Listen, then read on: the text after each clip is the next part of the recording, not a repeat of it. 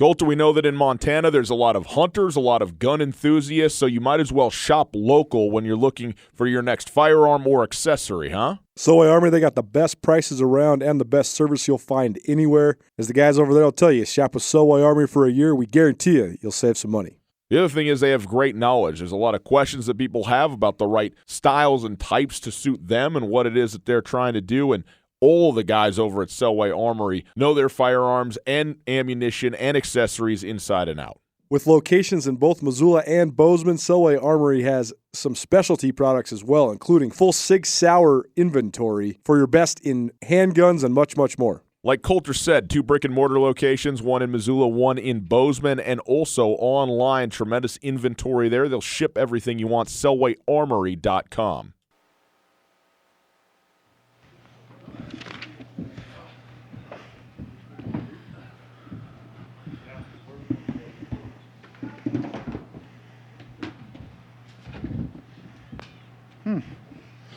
Okay. All righty. Dan, go ahead. Coach Choate, after that halftime you came out, defense got a stop, you guys went down and scored. Just like I said last week, you must have hoped you take that halftime speech. Yeah, it wasn't anything special. I wish I could really lean on that. But bottom line is, a lot of self-inflicted wounds in the first half. We throw the pick six, give them a lot of momentum. Case Cookus makes some ridiculous throws. Number 10 makes a couple crazy catches. You look up the scoreboard, you're down 21-0, and fortunately at that point in time we were able to put something together on offense. I created a little bit of momentum with a nice punt return by Quay, and it was kind of a sloppy game given the atmosphere that we were in today. But credit Northern Arizona, they had a good game plan. They did some things offensively, moved some guys around a little bit that we hadn't necessarily seen up to this point in time. Had a good scheme to take away our core run game early, but as usual, keep chopping wood and carrying water, do what we do, and we ended up 52 carries, 449 yards, had 39 first downs. So in spite of the fact that we kind of kicked the ball around and didn't play very well for about a half, we were able to put some things together and close this thing out in a pretty dominant fashion at the end. What goes into staying into it mentally when you are down 3 scores like that? We've been there before, a bunch. Our guys don't flinch. We know it's a 4-quarter game. College football is a really, really long game, tons of momentum swings. They certainly had the momentum early. They came ready to play. I tell our guys every week, everybody can play hard for a while. But, if we can just, we can't spot teams 21 points. But, if we can get the thing into the second half, specifically the fourth quarter, I really like the character of this team. I like the toughness of this team. And I think that's kind of what it came down to. They just believe in each other, and they aren't going to let each other down. Do you think it's conditioning and just kind of wearing teams down by the end of the game? Well, I think that's a huge part of it. I think our guys put a lot of time in the summer, and they take a lot of pride in being the best conditioned team. And we say it every single game at halftime, we're a second half team. They don't know what we got in the tank. And when you got guys like, Mitch Brott and Lewis Kidd leaning on people, and, we can go to a whole bunch of different backs, and we can create some problems for them by having a guy like Travis in there. It's difficult to defend, and it wears guys out. Second half, you guys rushed for 244 yards. I think you had 23 consecutive rushing plays. What did you change after halftime, adjustment-wise, or was it just a matter of just continuing to stick with it? No, we talked about, that's kind of who really NAU has been, is they've been kind of, get their negative plays and when they're fresh and healthy and ready to roll, they're hard to run. They were packing the box for sure. We weren't throwing the ball very efficiently today, and that was really the big conversation at halftime. Is just hey, we just keep throwing the body blows. Pretty soon the dam's going to break, and I think these guys bought in and believed in it and went out and executed. The pressure in the second half defensively, Cookus just looked a little more rattled than he normally was, especially on the interception late as well. He got hit and kind of threw it where he didn't want to. Yeah, I think Kane did a really nice job of saving some things for the second half. We gave him a couple of different front and pressure looks that we hadn't shown them in the first half. And I think he didn't know where to go with the ball. He wasn't quite as comfortable knowing where to go with the ball. They did a lot of max protection, which we knew they were going to do. Had a lot of times they had 7 guys in, 3-man routes in order to try to buy time for Case. I think the kid's a heck of a player, man. So, it's to get out of there with the W is important. Go with Travis as much as you did. Just kind of what did you like about that look and how it boosted? I think he's a really good football player, and he needs to get his touches, and sometimes we can't get him through the air, so he was able to affect the game in another way.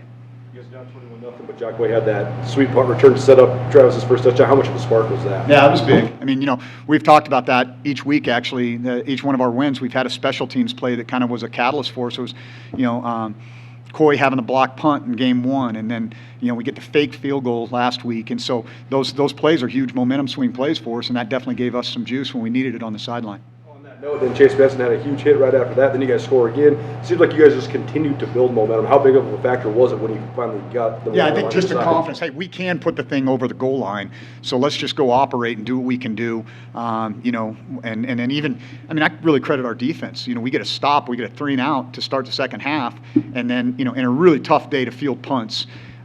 Misjudge one, put it on the ground, they get it, we hold them to a field goal. I think that was as big a play series in the game as anything, because then we're able to go back down, settle down, score, and we're right back where we needed to be. You mentioned the passing inefficiency. What do you think didn't go right there?